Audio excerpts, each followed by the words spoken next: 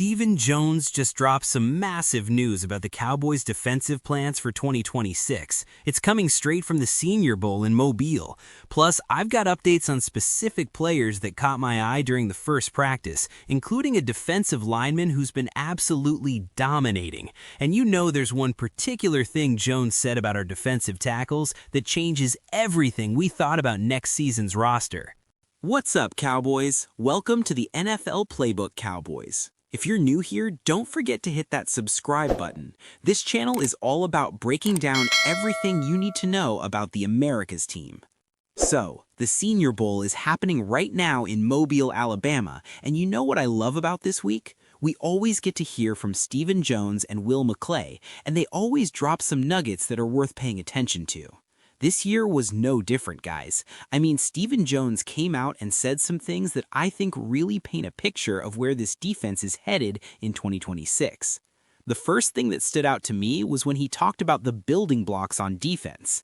Now, look, we all knew they were going to mention some names, right? But the interesting part was which names he mentioned first. He specifically brought up 3 defensive tackles, Quinnon Williams, Kenny Clark, and Osa Digisua. And honestly, that's huge, because we've been sitting here wondering what's going to happen with Kenny Clark next year. The guy has a massive cap hit, and when we made that trade, everybody was kind of asking themselves, is this just a rental situation, or are we actually going to keep him around long term? I mean, the fact that Stephen Jones mentioned Kenny Clark so early when talking about building blocks tells me they've got some kind of plan to keep him around. I think we've all been expecting them to renegotiate his contract, maybe extend him, you know? There was always that outside chance they could cut him if they wanted to pursue maybe a defensive end in free agency and reallocate that money. But here's the thing, they're paying Osa Digisua a bunch of money already, right? And Quinnon Williams is going to be up for a deal either this offseason or next offseason. So can you really justify paying 3 defensive tackles $20+ million a season? I mean, that's a legitimate debate. But I actually like that Stephen Jones believes these guys are building blocks. These types of players are impossible to find, and you can figure out ways to utilize them. I think we did a really good job at the end of last season mixing and matching, making sure their snap counts were appropriate. So honestly, I'm planning on Kenny Clark being on this team in 2026, and maybe even beyond that. Now, the other piece of this that I find really interesting is what we learned about Christian Parker and his defensive scheme. Look, we've been trying to figure out what Parker's defense is going to look like, because he's never called plays before. One of the quotes we got was about him having Vic Fangio principles but not being a carbon copy, and apparently in their interview he was able to shed some light on what his scheme is going to be and why it's going to differ from Fangio. The front office was excited that Parker comes from that Fangio tree, but he also gave them ideas about what he wanted to do differently to differentiate himself. And get this, they felt that those differences would actually be strengths of the defense. We didn't get all the details, but I think it's interesting that it's not going to be a carbon copy of Fangio.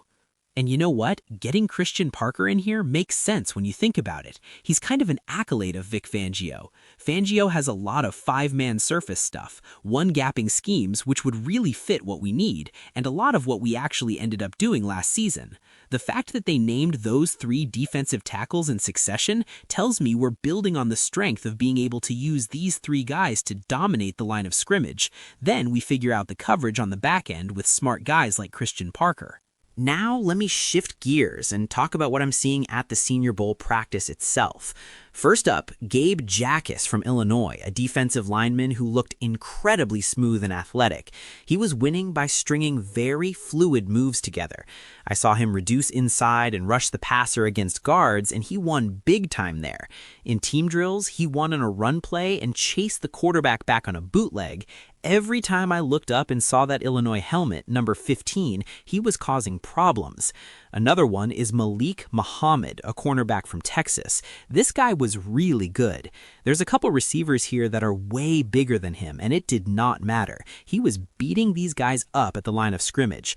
Was he a little grabby? Yeah, of course. But I'd rather have a guy I need to coach to be less aggressive than having to coach someone to be more aggressive. Muhammad had an awesome day. In the mid-rounds, if we can get a 3rd or 4th round pick, I would love to see him on this team, and he didn't look as small as I thought he was going to. Then there's Grayson Halton from OU, a defensive tackle.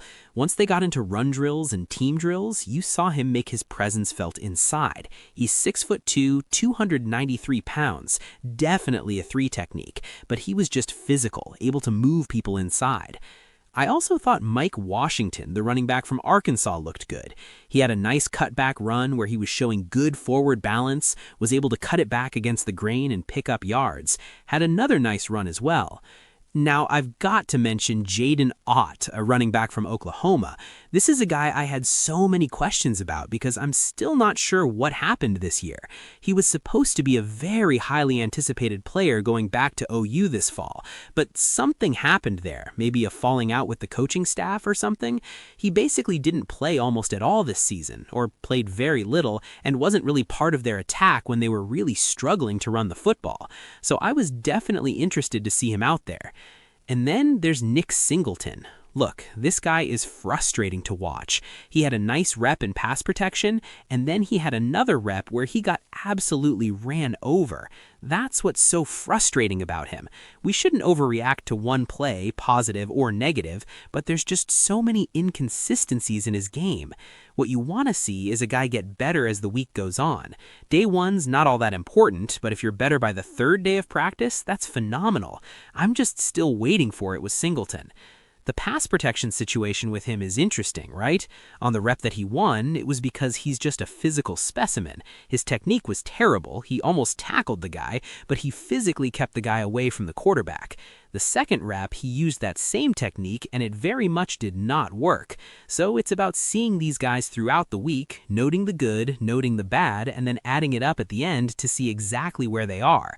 The bottom line is this: we've got some serious direction now for 2026. The defensive tackle position is going to be a strength. Stephen Jones made that clear. Christian Parker's scheme is going to be interesting and different from what we've seen, and there are some players at the Senior Bowl who could really help us fill out this roster. I'm excited about where this is all headed, and I think we should all feel pretty good about the building blocks we have in place on defense.